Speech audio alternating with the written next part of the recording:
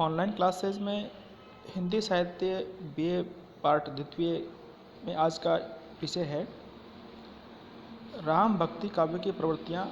पिछली क्लास में हमने 6 प्रवृत्तियाँ देखी थी।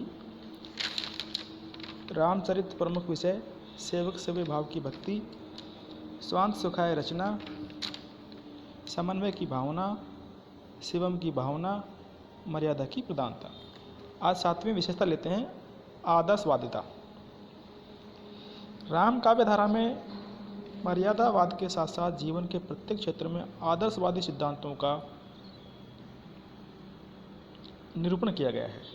इसी का परिणाम है कि राम काव्य में आदर्श स्वामी, सेवक, माता पिता, भाई, राजा, गुरु, पूजा आदि के दर्शन होते हैं। राम आदर्श सम्राट है, अयोध्यावासी आदर्श प्रजा है, भरत आदर्श चरित्र है तथा हनुमान आदर्श सेवक है। यानी कि इस राम काव्य में आदर्श यानी अच्छी चीज़ क्या है, क्या होनी चाहिए, उस चीज़ को दर्शाया गया है। यानी कि अच्छे भाई के क्या गुण होते हैं, अच्छे स्वामी के क्या गुण हैं, अच्छे सेवक के क्या गुण हैं, उन सब का प्रतिनिधित्व करते हुए इसमें पात्रों का चरित्र चित्रण किया गया है। 8वीं है रस योजना। विष्णु के अवतार पुरुषोत्तम राम के जीवन का समग्र वर्णन करने के लिए काव्य में श्रृंगार, वीर, करुण, रौद्र, हास्य, वात्सल्य, अद्भुत आदि सभी रूपों का सुंदर परिपाक हुआ है। इस काव्य धारा के श्रृंगार रूप में उच्छृंखलता और अश्लीलता के दर्शन नहीं होते हैं। यानी कि इस काव्य धारा में जो श्रृंगार रस को दर्शाया गया है उसमें कहीं भी मांसलता या अश्लीलता या यूँ कहिए कि उद्दंडता का दर्शन नहीं होता। जैसे यानी कि सीता जी को दिखाया गया है तो भी उसे भी एक मर्यादावान स्त्री के रूप में ही दिखाया गया है। मर्यादित श्रृंगारिक वर्णन का एक उदाहरण देखिए। राम को रूप निहारती जानकी कंगन के नग की परछाई, याते सबे सुधि भूल गई, कर टेक रही पलटारत नहीं। यानी कि सीता जी राम का रूप अपने जो कंगन हैं, चूड़ियाँ हैं, उनमें देख करके इस तरह से सब कुछ भूल गई है कि वो अपनी पलक को टारती ही नहीं है। यानी कि वो बिना पलक झपकाए ही उसको देखती रहती है। 9वां विशेषता है चरित्रांकन। राम काव्य में जिन पात्रों का कवियों ने समावेश किया है उनका अत्यंत सजीव और स्वाभाविक ढंग से चित्रांकन किया है। यानी कि जिन पात्रों का उन्होंने समावेश किया है उनका जो चरित्र है वो पूरी तरह से निखर के आए, इस तरह से उन्होंने उसका समावेश किया है।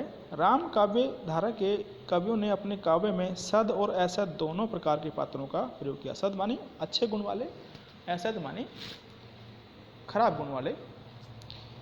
सद पात्रों के अंतर्गत राम, लक्ष्मण, भरत, दशरथ, सीता, कौशल्या आदि को लिया जा सकता है। असद पात्रों में मंथरा, रावण, बाली, खरदूषण आदि को लिया जा सकता है। 10वां है जनजीवन की अनेक रूपता का वर्णन। यानी कि इस काव्य में जन सामान्य की कई रूपों का वर्णन किया गया है। राम काव्य धारा के महत्वपूर्ण ग्रंथ रामचरितमानस का अवलोकन करें तो उसमें जीवन की विविध समस्याओं और कर्तव्यों को समझने में बड़ी सहायता प्राप्त होती है।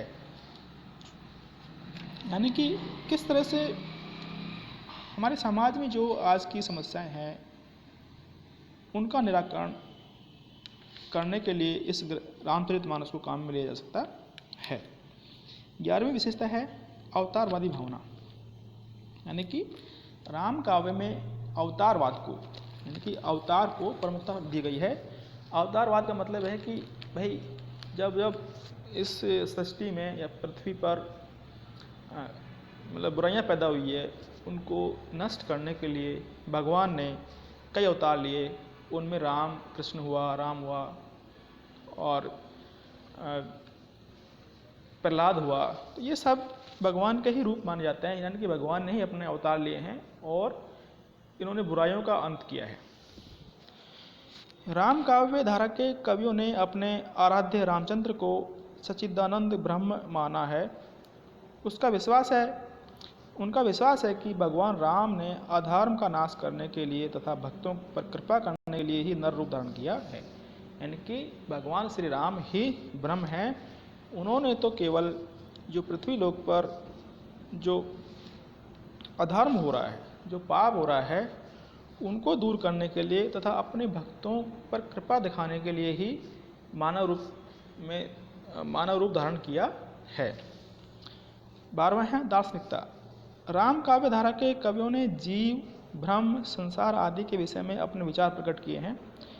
इन्होंने जीव को ब्रह्म का अंश माना है, परंतु जीव माया के प्रभाव में आकर ब्रह्म से पृथक हो जाता है। राम भक्त की दार्शनिकता का आधार रामानुजाचार्य का विशिष्टाद्वैतवाद है।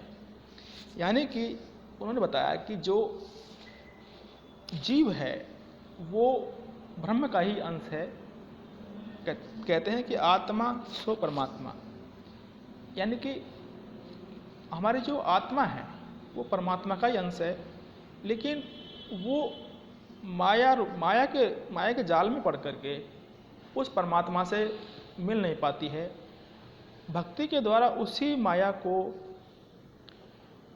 समाप्त करके, उसी माया को खत्म करके आत्मा परमात्मा से मिलती है। 13वां है प्रकृति चित्रण। इस काव्य धारा के कवियों ने उद्दीपन, आलम्बन, आलंकारिकता, उपदेशात्मक और मानवीकरण के रूप में प्रकृति का चित्रण किया है। यानी कि इन्होंने प्रकृति का जो चित्रण किया है वो उद्दीपन यानी कि प्रेरणा के रूप में, आलंकारिक माने अलंकार के रूप में, उपदेशात्मक जैसे मतलब प्रकृति को उपदेश दे रही हो, संदेश दे रही हो, मानवीकरण यानी प्रकृति पर मानव का आरोप, जैसे तोते का बोलना, सुख सुखी का संवाद, तो ये सब प्रकृति का मानवीकरण रूप होता है। 14वां है अवधी एवं ब्रज भाषा का प्रयोग।